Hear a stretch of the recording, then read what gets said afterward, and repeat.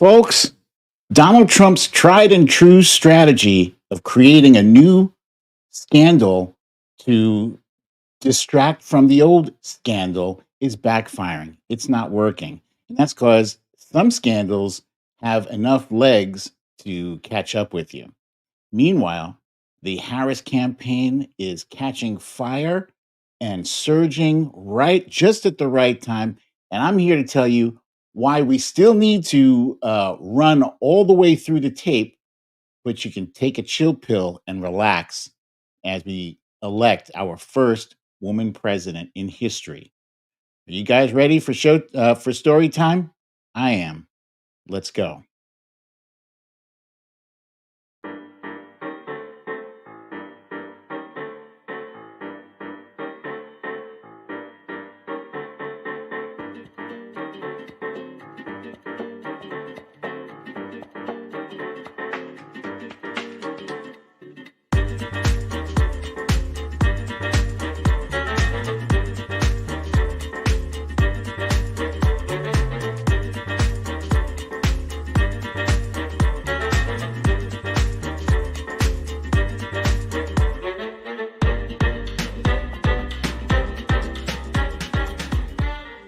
Story time.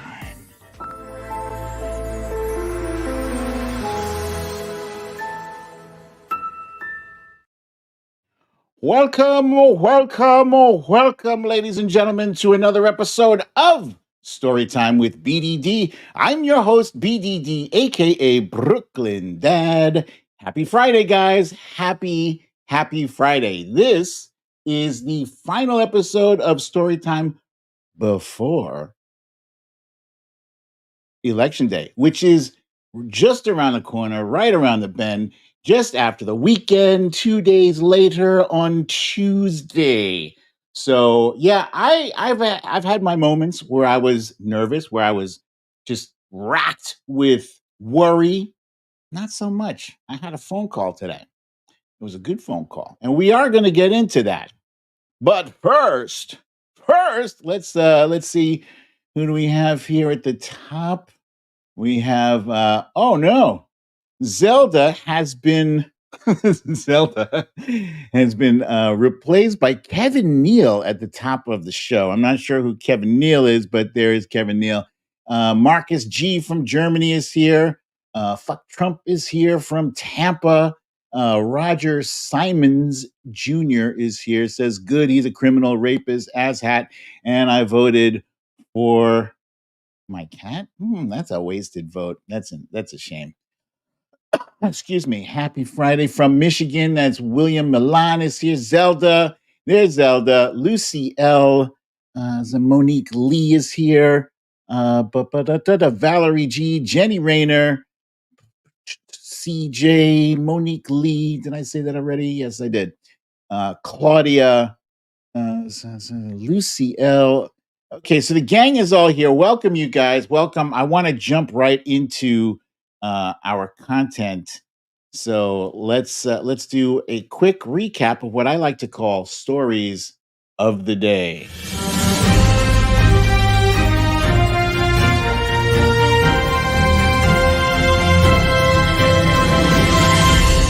Stories of the day. Well, I suppose. Let's add this. I suppose a bunch of you are chomping at the bit to hear about why Trump is panicked. That is definitely an interesting topic of discussion. Why isn't he panicked? If I were Donald Trump, I would definitely be panicked. But why? We'll get into that. First of all, Kamala Harris, who has run pretty much, I would say, a pitch perfect campaign. And let me knock on wood. Up until this point, it's been very smart. It's been dynamic. It's using every possible metric you could hope to use to give yourself a chance to succeed. She has done that. And she capped off her campaign with her closing argument in an historic location, the Ellipse, which is coincidentally, it's also the place where Donald Trump held his, I guess, gave his closing argument on January 6th. Not such a good closing argument at all because he still hasn't accepted his defeat. It's kind of hard to believe that this picture is not photoshopped. This is an actual picture, and whoever let this man go out in public looking like this does not give a shit about Donald Trump. I'm here to tell you. I'm here to tell you, would you let someone you care about go out in public looking like that? That is hilarious. Um, but what's even more hilarious is the reason why he was, I guess, triggered into dressing up like a garbage man, and it wasn't even Halloween. And yes, last but not least, this story just will not go away. It is Donald Trump and Jeffrey Epstein and their relationship and how close were they and who knows about it. We'll get into it. And last but not least, I will be reading some more pages from my new book, The Bigliest Loser, which is available on brooklynDadDefiant.com. It's also available on Amazon. The link to the Amazon book, if you don't want an autograph, it's right there on the on my profile in Twitter. I think it's also in my Instagram and my Threads profile.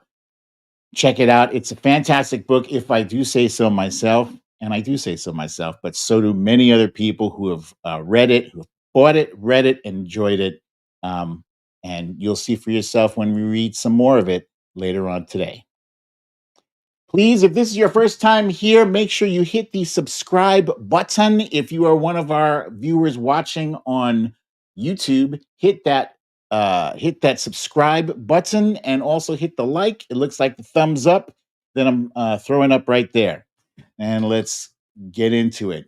Just a brief timeline cleanse for those of you who are sick of doom scrolling and finding stories about Jeffrey Epstein and stories about, firing squad and stories about, you know, uh, people calling Puerto Rico a floating island of garbage.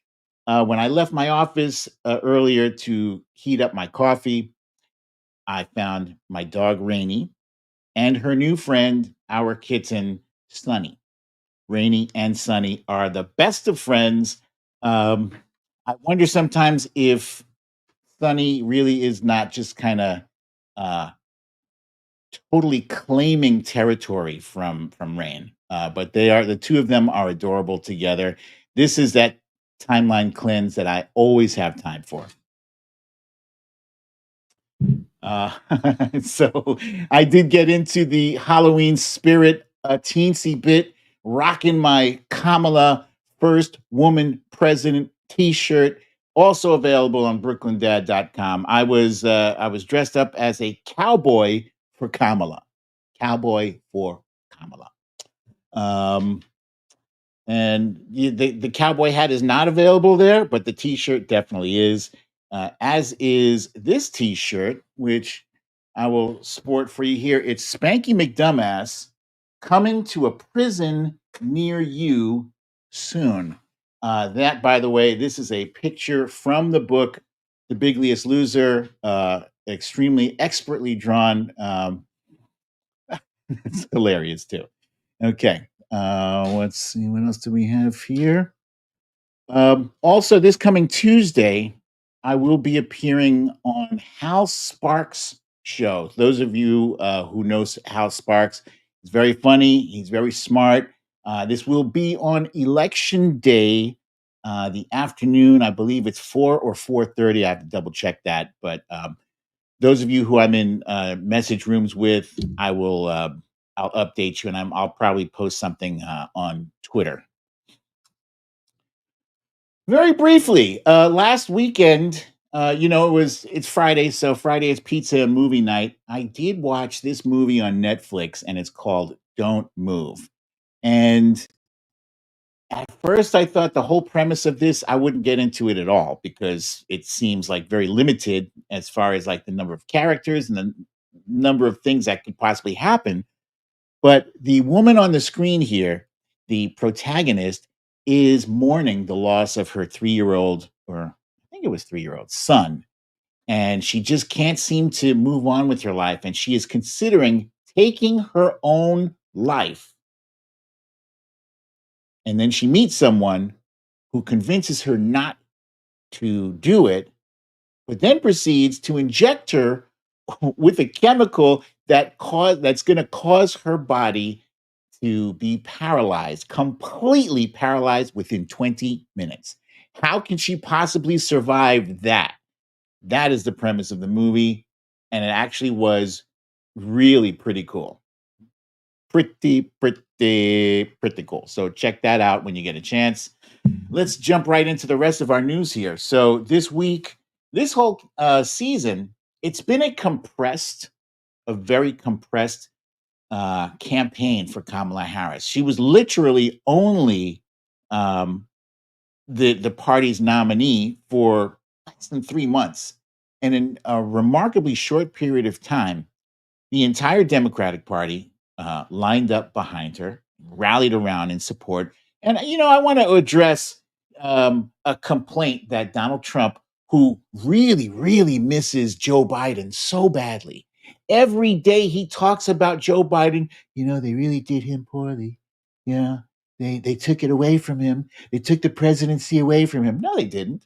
They didn't take the presidency away from him. He's not a doddering old man like you, Donald Trump. He knows exactly what time it is, and he wanted to beat you badly. And that meant if there was even a scintilla of a chance that he could not get it done, he didn't want to take that chance because he loves this country so much. So he passed the baton, he passed the torch to his vice president. Oh, she didn't get any votes. You know what? When they were voting when they were voting for Joe Biden, they were also voting for Kamala Harris because it was Biden Harris that we were voting for. Just let's make that clear. Okay. And if we didn't want Kamala Harris, she would not have been there. We had a convention. He was nominated unanimously. So get over it, right? You are now, Donald Trump, the old guy on the ballot. You are not only the old guy, you are the old deranged guy on the ballot. You are the old deranged convicted felon on the ballot. You are the old deranged adjudicated rapist convicted felon on the ballot. So get past that. Oh, they took it away from Joe Biden. Yeah, Kamala Harris is kicking your ass currently. Anyway, she is also kicking ass with the endorsements. As this week we saw LeBron James, obviously Taylor Swift has endorsed her a long time for a while. The night of the debate, Beyonce is endorsed. George Clooney has endorsed. In fact, earlier this week, we also had Arnold Schwarzenegger, who crossed party lines. He's not the only one to cross party lines in support of her, but also Madonna, excuse me, Steph Curry, Bruce Springsteen, Mark Anthony, Nikki Jam. You know Nikki Jam, the guy who Donald Trump thought was a hot woman.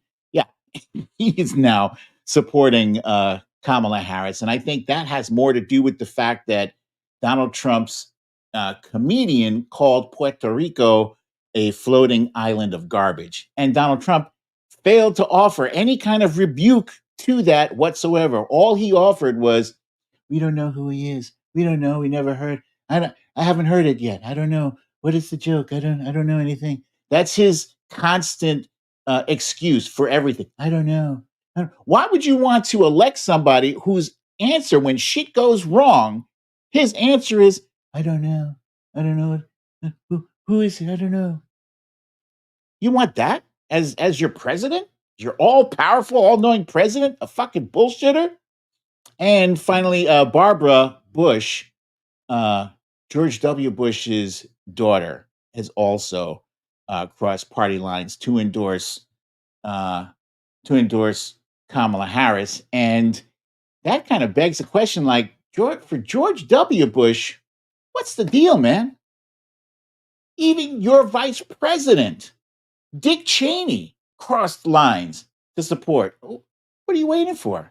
You know what? At this point, it doesn't even matter. It doesn't matter at this point, because I think if there's any undecided voters out there, I don't think George Bush, who was previously the worst president prior to Donald Trump entering the White House, I don't think his word is going to make a difference. But it's kind of puzzling. It's kind of disappointing that he didn't offer his endorsement on behalf of America. But you know who did? It's the Avengers. Yes, the Avengers have stepped forward in support of Kamala Harris. And let's see, let me share that with you.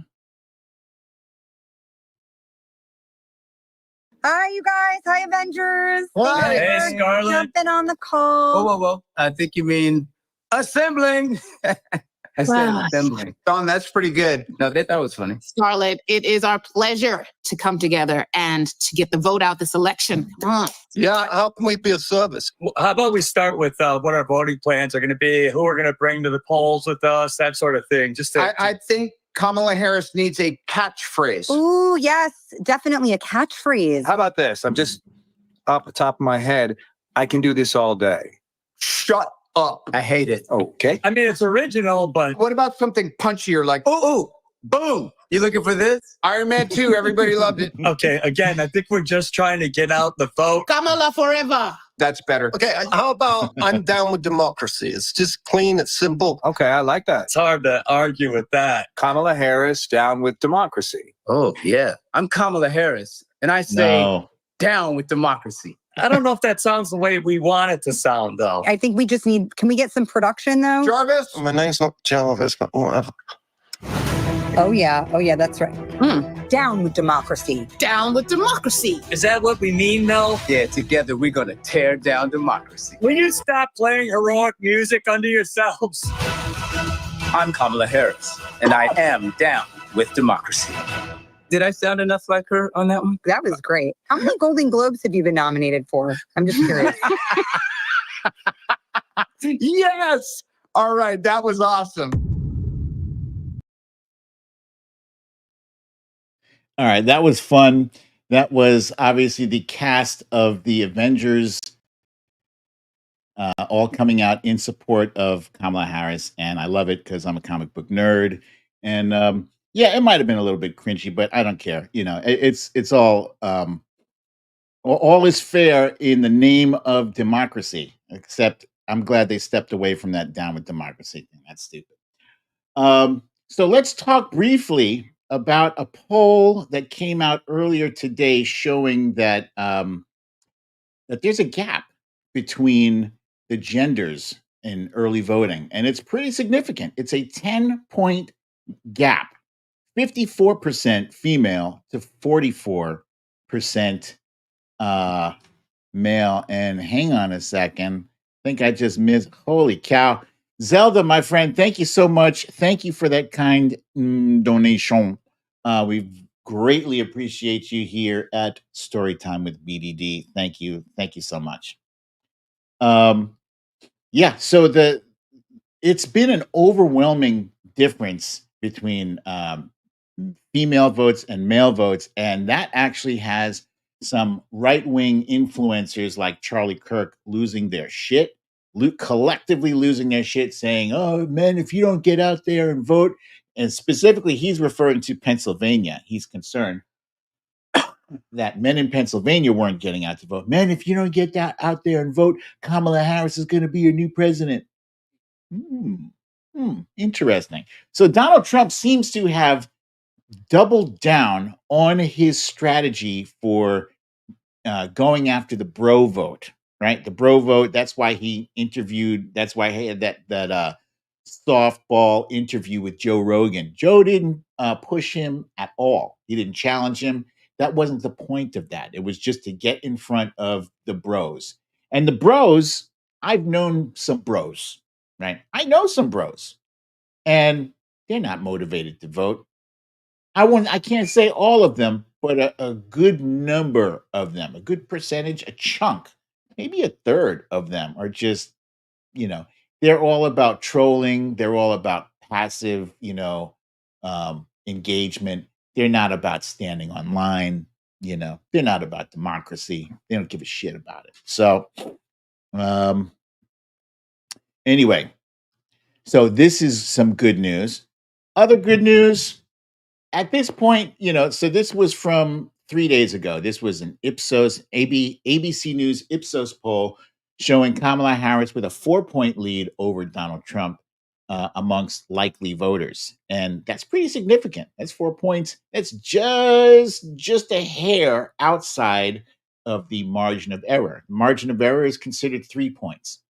But at the end of the day, it doesn't mean anything.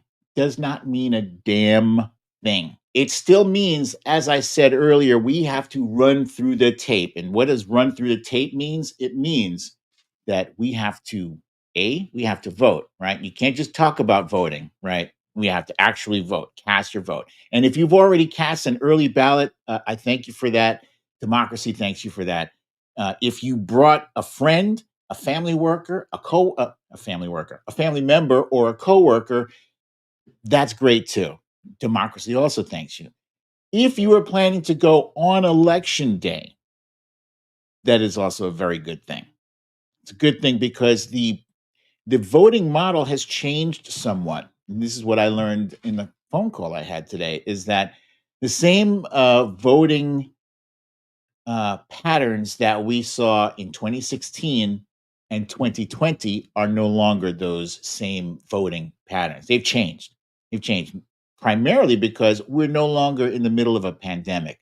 So that pandemic changed a lot for people. Some people were doing the mail-in ballot, but they actually prefer to vote in person. Like I personally, I will be voting in person on Tuesday, and it's my preference to do that. And I like to add my vote on election day. I think mainly because I feel like I'm canceling out a Trumper a Trumper vote, by doing that. Because historically, Republicans tend to vote more on election day. And I think, yeah, it's great that we have a lot of people, a lot of people voting early, but I think it's just as important for us to show up and represent on election day and have my vote be counted on that day. But at the end of the day, as long as you're voting, that's what matters. Now let's just get back to this right here. Oops. So yesterday, I forget, was it yesterday, or the day before, Steve Bannon was released from prison. And he spent, I think it was 4 months in prison for contempt of Congress, for just basically refusing to show up. Um, and I guess he's out just in time to cause trouble with this election and with the post-election. And he is absolutely going to be stirring up some shit. You can bet your bottom dollar on that. This is an article I found from Vox.com, and the title is Flood the Zone with Shit: How Misinformation Overwhelmed Our Democracy. And believe it or not, this article is from January of 2020. Okay. So just so you know, Steve Bannon and misinformation, they go hand in hand like peanut butter and jelly. Or like Steve Bannon and filth. And so that's his whole game. His whole game is anarchy, is chaos, it's create mass confusion. Because right now, Donald Trump does not have much of a cohesive campaign. He has appealed to hatred, he's appealed to fear, he's appealed to racism, he's appealed to misogyny. Um, and that is not a winning message. I'll say in my opinion, but I think overall, generally speaking, people want to have something to vote for, not just to vote against. And this time, people are voting for Kamala Harris and against Trump. And I think that beats, Donald Trump's message of voting against, immigrants and Haitians eating cats and dogs and fear. Here's one thing that had me a little bit scared, more than just a little bit scared. It had me worried. This caused me to lose some sleep. There was an article that recently came out in The Nation, and it was written by a very smart individual, Ely Mistal. And the name of this article, it says, "That Little Secret Between Trump and Johnson. Here's what it could mean." Now, if you're not familiar with that little secret, I think in the past week, Donald Trump alluded to, like a little girl, he can't keep a freaking secret. If it's a secret, why are you telling people that there is, that it exists, right? Just keep that shit to yourself. No, he wanted us to know that he's cooking up something nefarious, obviously, something sneaky, something. um, he's cooking something up. So what could it be? And Ely Mistal's article got into it, and I'm going to give you the Reader's Digest abridged version of what that article said. Basically, it said that there are a bunch of technicalities that they can use to delay the certification of votes in different states and lower the threshold down from 270 votes to something like, I don't know, 262 votes or however many votes.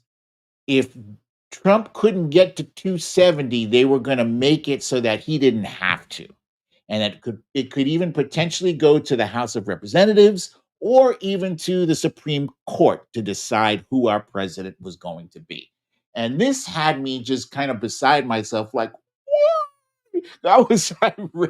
I read this article thinking that at the end he was going to be like, but it's not going to happen because X, Y, and Z, and I'm very smart and blah, blah, blah. And that's not what the article said.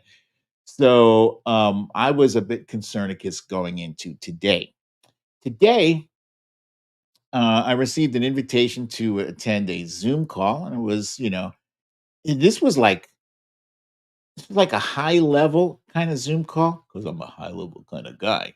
That was like high level, and I couldn't even see the other attendees there. You could only see the presenter and their PowerPoint slide. Now, the presenters were seasoned members of the Harris campaign. Seasoned as in they've seen some campaigns. They've been involved in like 2016 and the 2020 and the 2022 midterms. And they're very experienced in dealing with data and dealing with the ground game and et cetera, et cetera. And basically the message was, chill out. Chill out. We got this. They didn't say we don't have to vote. Obviously, the message was turn out, turn out, turn out. But if we turn out the way we're capable of doing, and if we continue to turn out at the rate that we are turning out now, things are looking very good. They were not concernicus. They were, very matter of factly, just expressing all the different pathways we have to victory. And we have far more pathways to victory than Donald Trump has. If Donald Trump loses Pennsylvania, for instance, that's it. It's game over. It's that simple. He cannot, there's no pathway to the presidency without Pennsylvania. Kamala Harris, on the other hand, has multiple pathways to the presidency. And that's interesting. So there were several things that they pointed out that there's been a very strong early vote that we can take solace in. She has a much higher ceiling of support. So where Donald Trump has been really alienating just about every person, I can't imagine campaigning to be the the president of something or the governor or the mayor and pissing off as many different people in so many different demographics and constituencies and still expect to win. That's the piece that boggles my mind. Like, all right, so let's go back to this Madison Square Garden thing, right? He had a rally at Madison Square Garden, and if you're a student of history, if you even just have a cursory knowledge of what has happened in the past, yeah, there was a long time ago, there was a Nazi rally at Madison Square Garden, which Donald Trump, it's your own fault that there are comparisons being drawn between you and Hitler. Why? Because for some strange reason, you are obsessed with Hitler's generals. Donald Trump told John Kelly he wishes he had Hitler's generals, without even really understanding that Hitler's generals did try to assassinate Donald Trump. Not so fun fact. So yeah, his feeling of support. Excuse me, before I forget this rally, he had a comedian who came out and told a joke that wasn't funny. He said that there's an island of floating garbage out there. Oh, it's called Puerto Rico, and that went over like a lead balloon. Was not funny, and thousands, possibly even millions of Puerto Ricans became highly incensed and and rightfully felt insulted by it. And I don't think they were as insulted by this so-called joke as they were by Donald Trump's failure or refusal, his refusal to rebuke that joke. He instead did one of those, oh, I don't know, I never heard, I didn't hear the joke, I don't know who this is. It doesn't matter. You've heard it now. I can show it to you on my iPad if you want. Here it is. This is what he said. What do you have to say about that? I don't know. I never heard it. I'm just showing it to you right now. There it is. Of course you heard it. Of course you knew. He was probably laughing his ass off about it.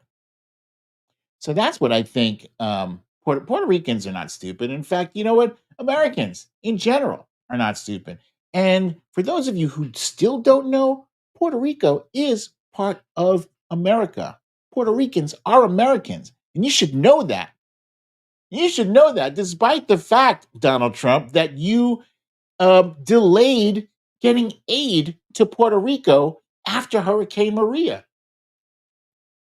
I'm sure people's memories aren't that short that they would have forgotten that, because I didn't forget it. Anyway, in addition to that, there is a wide map.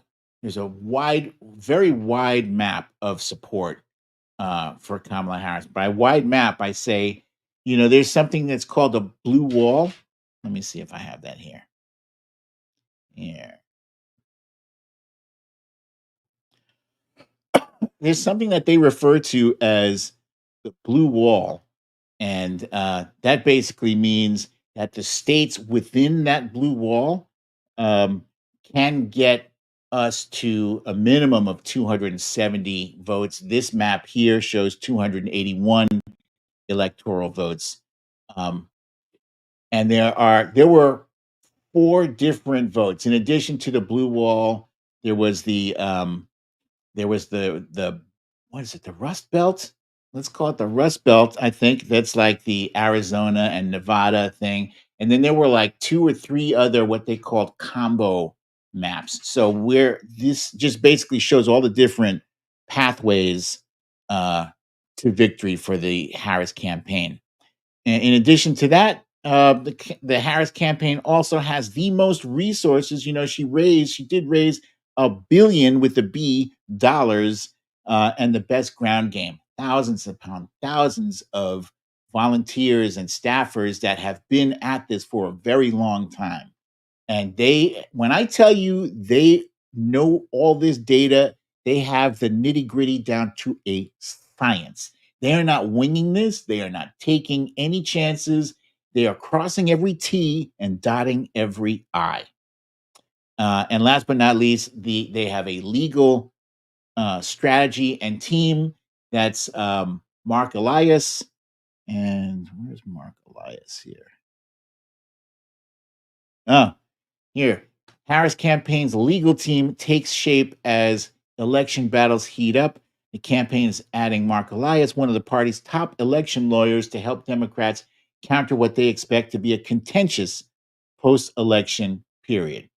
And that's the other thing that they covered in this call is what we can expect on election night.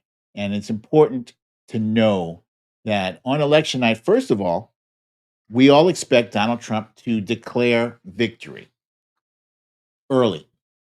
Probably, if I had to guess, probably around 10 o'clock is my guess, right? He's going to prematurely declare victory, even though it won't have been called by any of the election desks or desks that usually call the elections.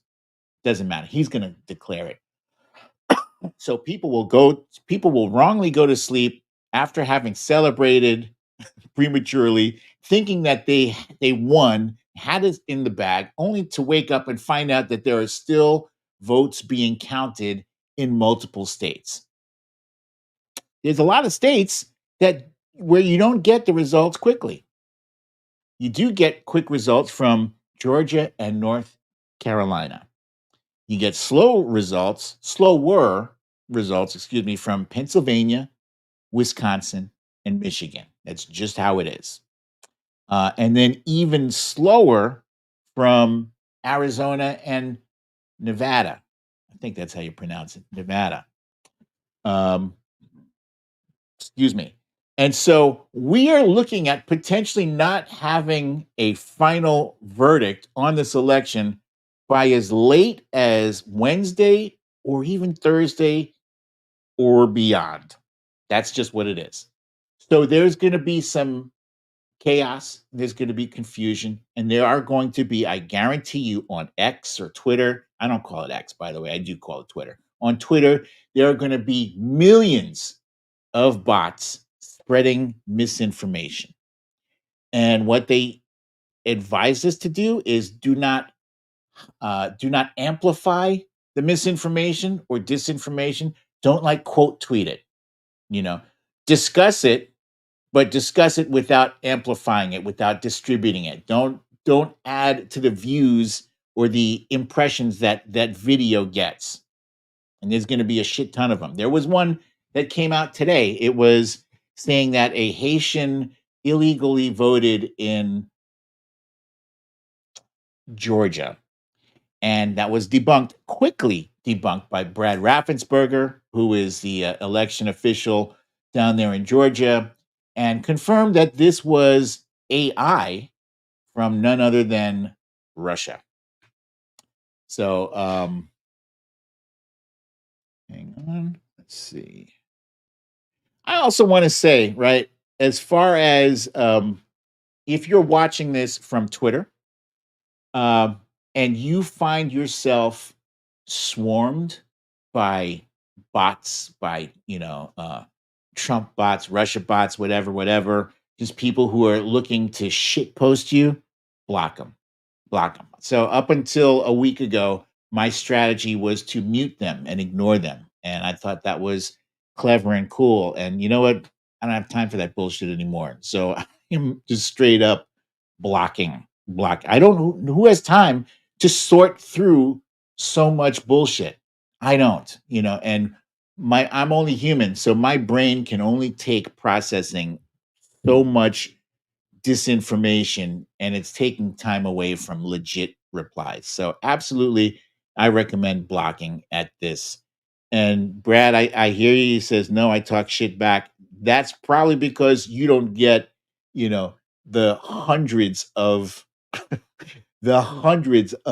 bot replies that I get on my account. So if you're only getting a handful, do your thing. But understand that when you talk shit back, you are giving that person engagements, and those engagements are almost like bonus points, and then somehow he benefits. That account, which would normally just go ignored, now gets kind of like stronger because you've engaged with it.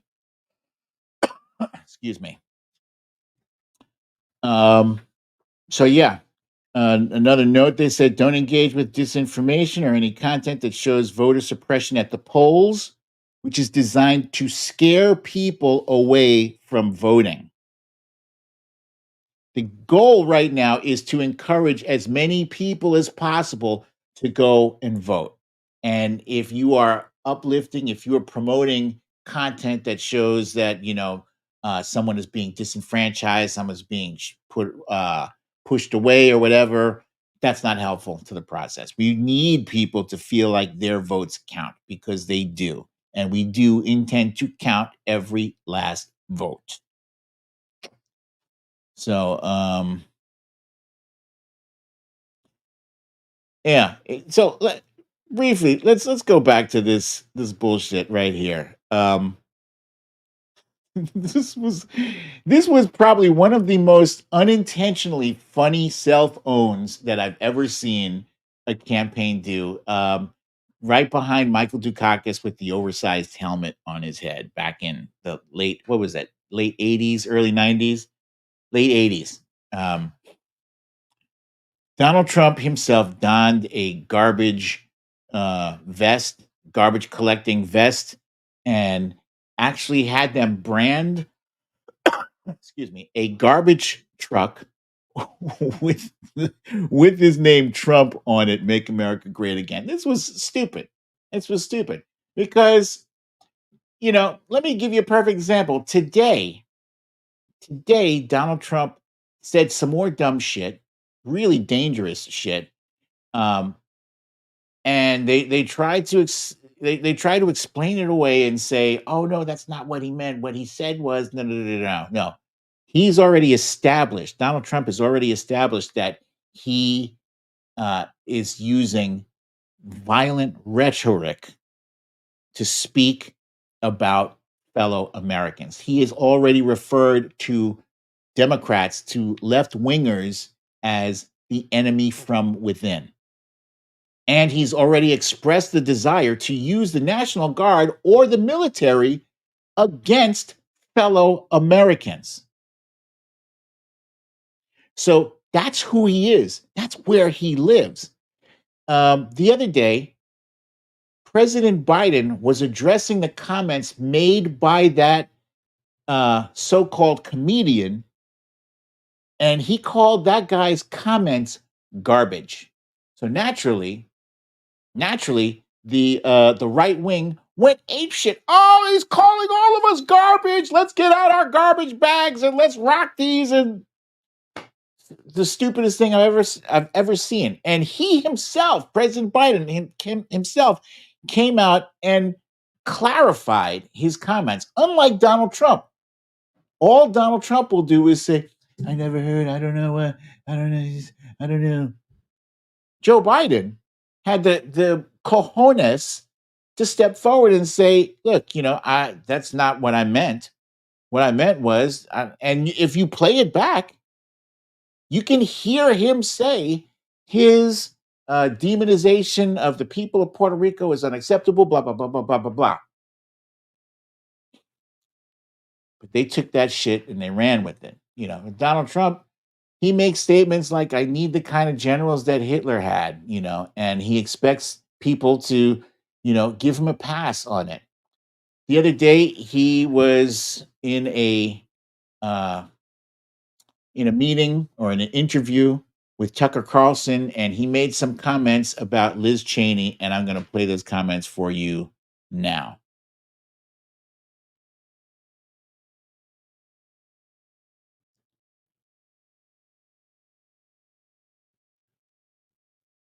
There we go.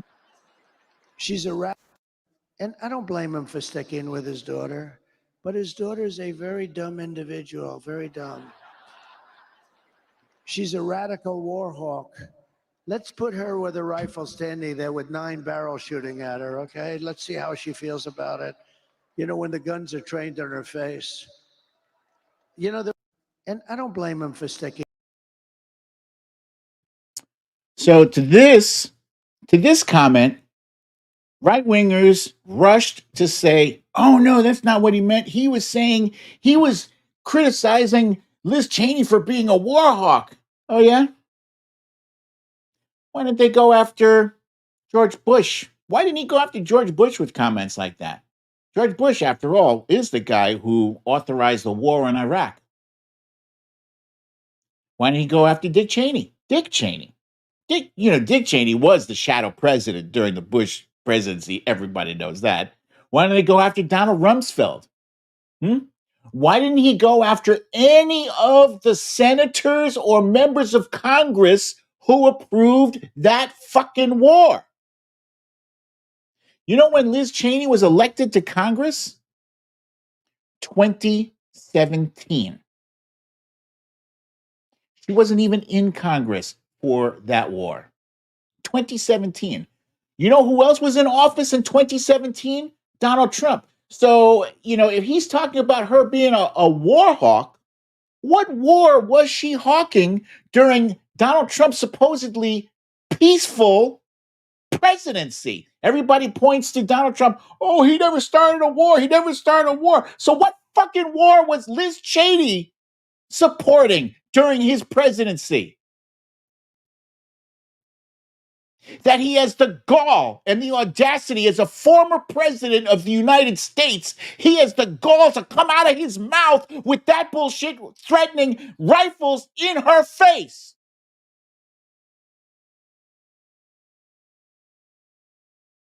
I don't know about you guys, but I'm sick and tired, really sick and tired of the fucking gaslighting of the no, what he really meant to say was, you know what, if you want him to represent the United States of America on the world stage, but every day you have to explain what he really meant, he's not the guy. He is not your guy. Every day there's a fucking crazy thing he said. Let's look. I started making a list of the shit that this jackass was saying. Where's my list? Hang on. I got it here.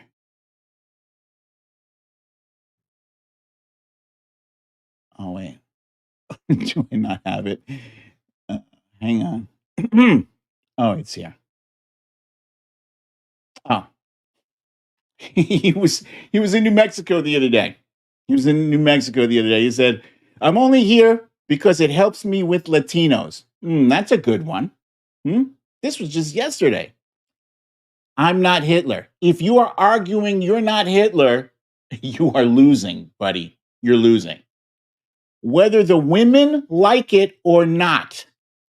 This is just in the past few days. These comments would have torpedoed any normal candidate, whether the women like it or not. So that comment was made in the context of he was saying that he would protect women. And don't accuse me of taking his shit out of context. I know the context. The context is he said he would protect women whether they like it or not. The phrase that I take issue with from an adjudicated rapist is saying the words out of his face hole, whether they like it or not. You're saying they don't have a choice in what you are going to do to them or on behalf of them. You're going to grab them by the pussy because they let you get away with it. Unfortunately, reality steps in, reality intervenes, and E. Jean Carroll did not approve of that. She did not approve of you penetrating her with your finger. You dirty son of a bitch. Whether they like it or not. How many women have heard those words, whether you like it or not? This is for your own good. How many women have been trapped in abusive relationships with boyfriends? Look at what you made me do.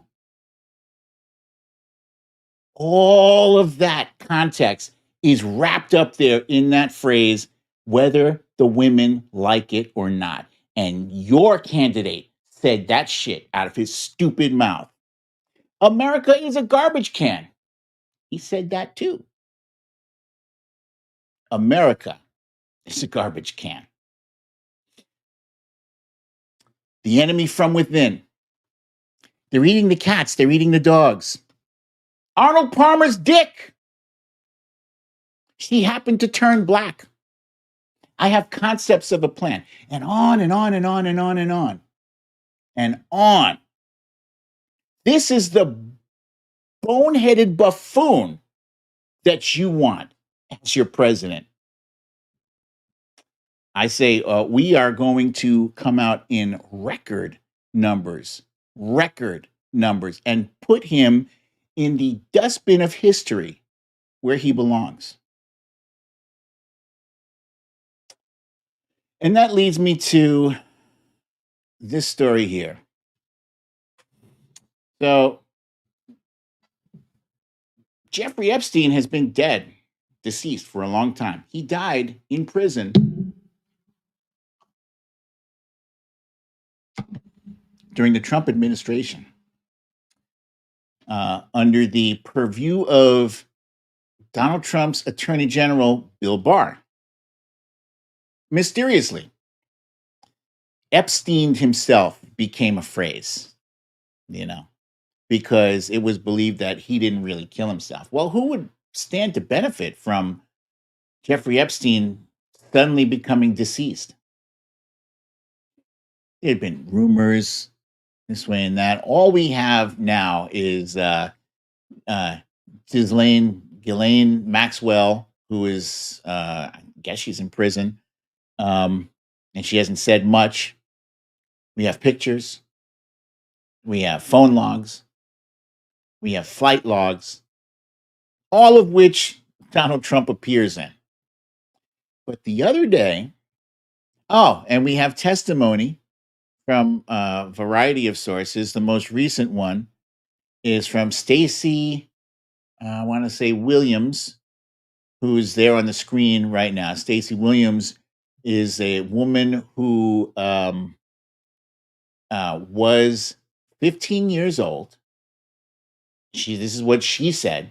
This is not me saying it. She said that she was 15 years old when Donald Trump basically forced himself on her. She was a model. And while Jeffrey Epstein watched and I guess laughed, and Trump and Epstein were engaging with each other while this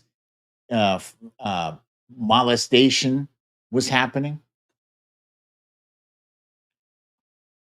And the question is always, why didn't she say anything about it earlier? It's a very difficult thing for women to come forward, whether it was 10 years ago or whether it was 10 days ago. It's always difficult for women to come forward because there's the first question out of people's mouths is, well, what did you do to invite that? What did you do? What were you wearing? How were you acting? It's always the victim's fault. And so some women just don't want to go through that shit. And how can you blame them? Because they were already violated. And now you're victimizing them again, a second time, by calling bullshit on what they're saying. I'm not saying that, every single instance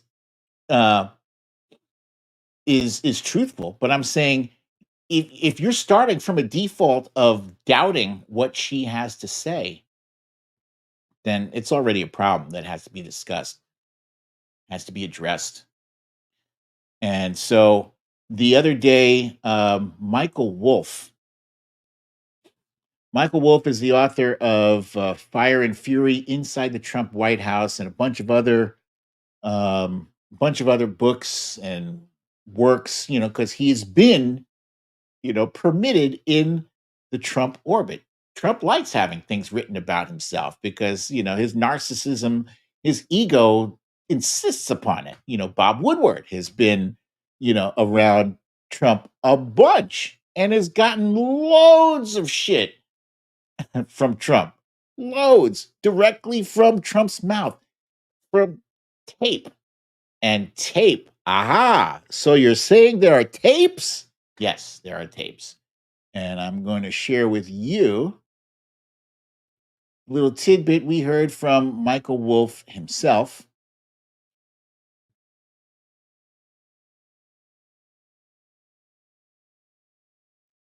Hang on. There it is.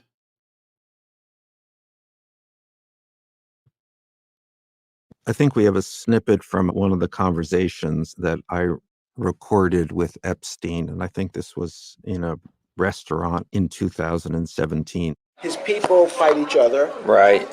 And then have outsiders. He sort of poisons the well outside. He will tell 10 people Bannon's a scumbag and Priest is not doing a good job and Kelly has a big mouth. What do you think? Jamie Dimon says you're a problem and I shouldn't keep you. And I spoke to Carl Icahn, and Carl thinks I need a new spokesperson. So Kelly, even though I hired Kellyanne's husband, Kellyanne's just too much of a wild card. And then he tells Bannon, I really want to keep you, but Kellyanne hates you. I have more than dozens. I probably have 100 hours of Epstein talking about the inner workings of the Trump White House and about his long-standing, deep relationship with Donald Trump. Right. So here's my concern with this. You guys know it's no secret that I despise Donald Trump, and I would love to see him. I would love to see him, be held responsible for all the women that he has allegedly assaulted or raped, even in his lifetime. But we are what is it, 4 or 5 days away from Election Day, and just now we're hearing about this. Color me skeptical on this. Very skeptical. Why? Why would you wait until now? It probably would have been a lot more helpful to get this a year ago, 2 years ago. What are you holding on to it for? It's not like it's not like Epstein was recording new shit over the past several years. He's been dead for a while, so he's had these recordings, and you're just sitting on them. That's where I have the problem. They could very well be legitimate, but if they're legitimate and you're sitting on them all this time, God damn it. What are you waiting for? So that's the issue I have with that. But I also find it peculiar that for months, people were waiting for information to come out about Jeffrey Epstein. They were saying, release this list, release the Epstein client list, whatever. And then the information came out. And we were saying it too, like Democrats. So many liberals that I know were like, "Yeah, we don't care what if there's a liberal, if there are liberals on that list, that client list, yeah, release it. We don't give a shit." If somebody had the gall, the audacity to associate themselves with Jeffrey Epstein and do all whatever they are alleged to have done, go ahead, yeah, put him in prison. But the shit came out that Donald Trump was all over these call logs, the phone logs, and the flight logs, and suddenly they stopped clamoring for more information on Epstein. And in fact, Donald Trump was asked on a show, I think it was on Fox News, come to think of it, was a Fox News interview. They were asked, would you declassify, would you declassify the John Kennedy assassination? Oh, yeah, Immediately. Would you declassify 9/11? Sure, yeah. Would you declassify Jeffrey Epstein? He's like, well, I don't know. He had no problem declassifying all that other shit, but when it came to the Jeffrey Epstein, well, sometimes it can ruin people. Why do you care? If you had nothing to do with it, why do you care? Who gets ruined for being a pedophile? Interesting. So I'm sure that there is something there. They say where there's smoke, there's fire, but I can't, with any certainty say that what Michael Wolff has is more than just smoke. If he had something devastating, he could have easily released that shit, 6 months ago even, and made a fortune. So,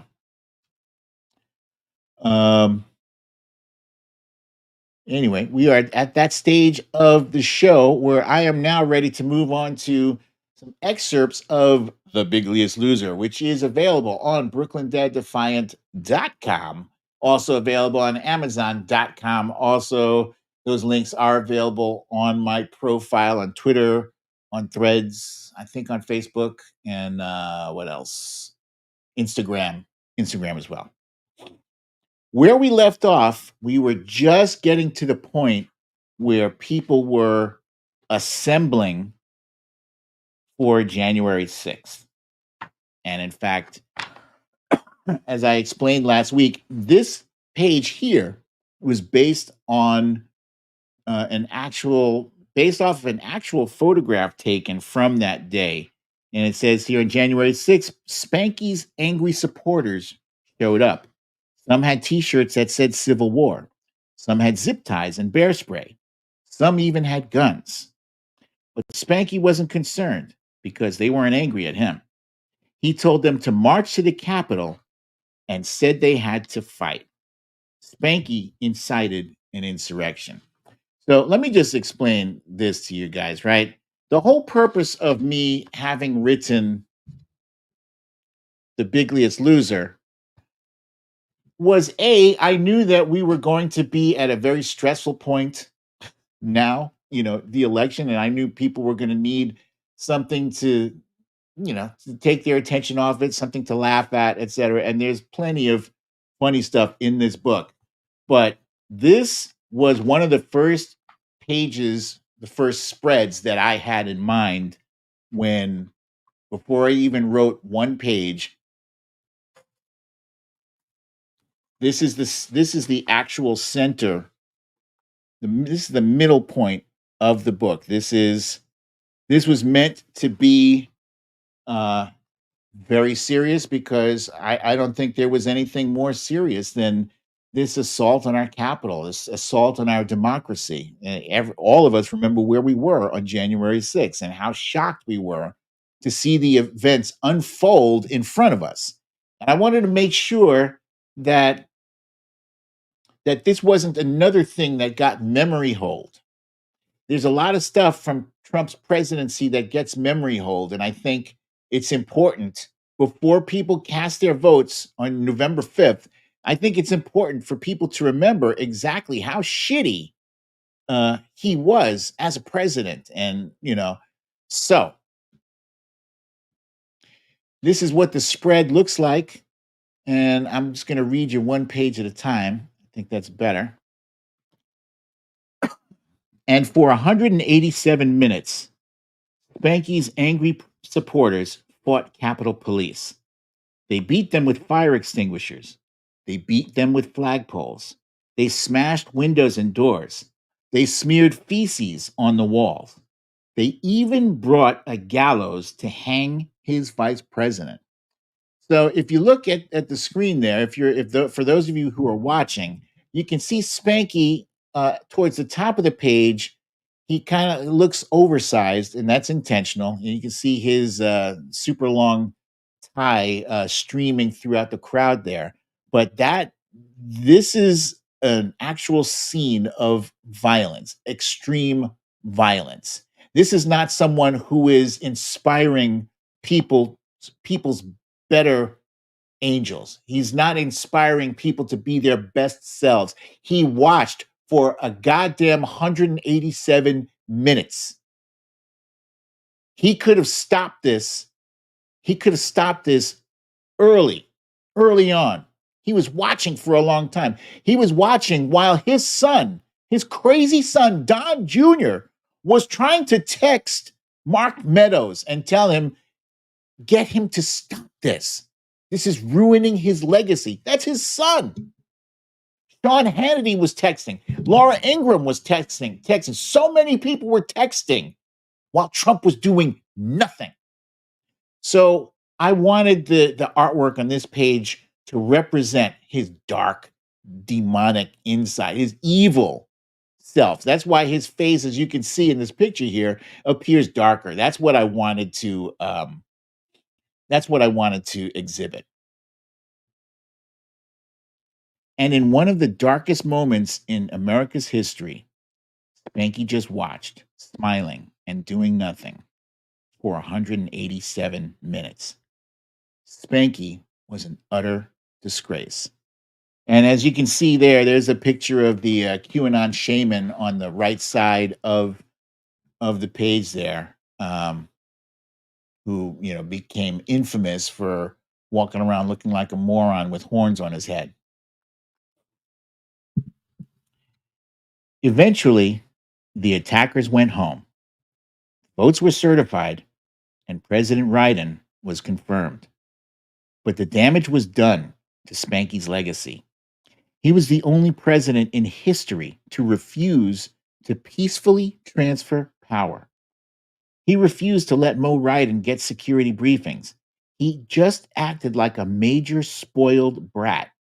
In fact, Spanky didn't even attend the inauguration. Spanky was a piece of shit. Yeah, I'll never forget how shocked I was that he didn't attend the inauguration. That was bizarre. It was bizarre to me because, like, I get it. You're pissed off that you didn't win, but President Obama was not happy that that Trump won.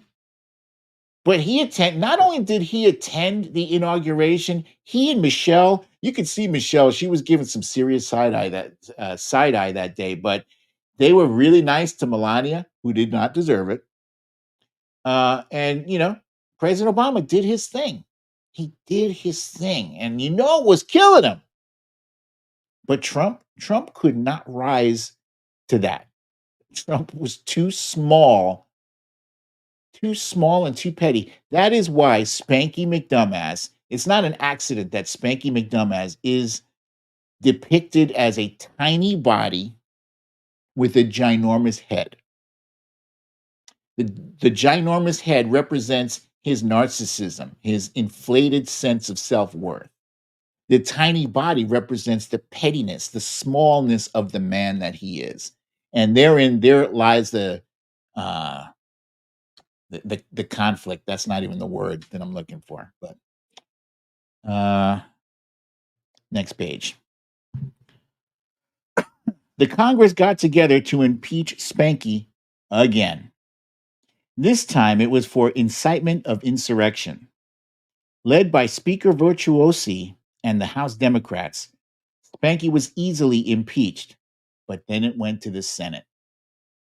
Despite the fact that many Republican senators knew Spanky was guilty, only 7 of them joined 48 Democrats to convict. They needed 67 votes, so Spanky was acquitted. Spanky did not learn his lesson. Despite Susan Collins' insistence that he was going to learn his lesson, no, he did not learn his lesson. So you see him there. He's got an impeached stamp on him, but he just Sharpied over his face and said not convicted. On the podium there, you can see, not the podium, but in the seating there to the far left, you see holding up a margarita. That's Ted Cruz. Next to him is Mitch McConnell, aka the Turtle, and next to him is I think Marco Rubio. So that's all I've got for you guys this week. I hope you enjoy reading this. I hope you definitely do order the book. The book is The Bigliest Loser, and it's on brooklyndadefiant.com, also available on amazon.com. Check it out. It's a lot of fun. And I will, by the way, in the coming weeks, be doing a giveaway.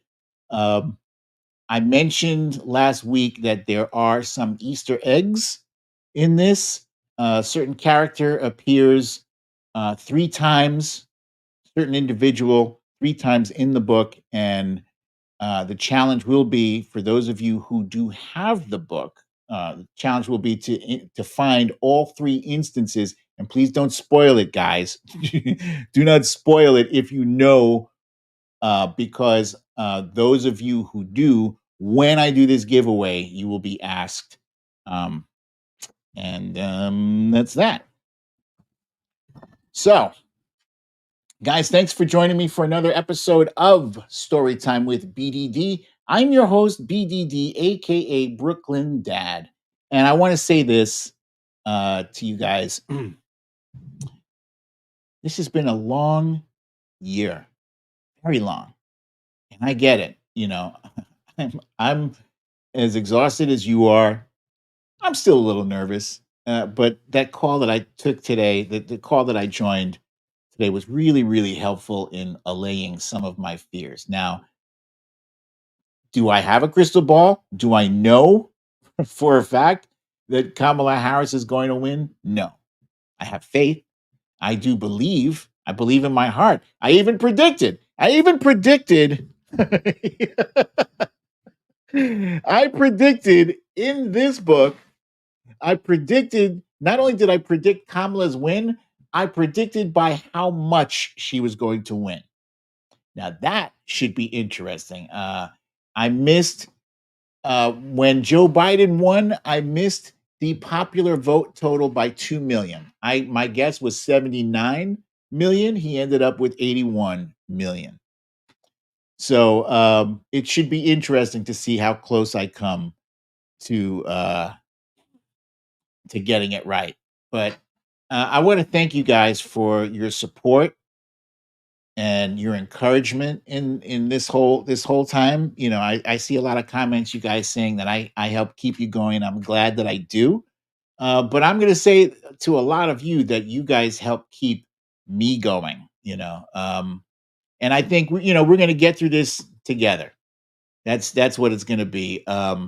It's going to be a crazy upcoming week. Elon is doing everything he can to throttle our algorithm, to suppress our visibility. That's fine. We're going to fight through it, and we're going to keep pushing, even though he says he's a free speech guy. He's not a free speech guy. He's a me speech guy. He's bullshit. He's going to flood Twitter with misinformation and disinformation, because he's a billionaire and he doesn't want to pay his fair share in taxes. And that's why he's going all in. That's why he's given, I think I saw somewhere, $200 million that he's given to Trump. You know, he wants to be that guy in Trump's ear. He's trying to straight up buy the election. You know, whether it's giving away $1 million to members of the to residents in swing states, or it's just straight up flooding cash into the Trump campaign, or if it's using Twitter to misinform and suppress. So anyway, guys, thank you again for joining me for another episode of Storytime with BDD. I look forward to seeing you all here next week, same time, same place. I love you all. Peace.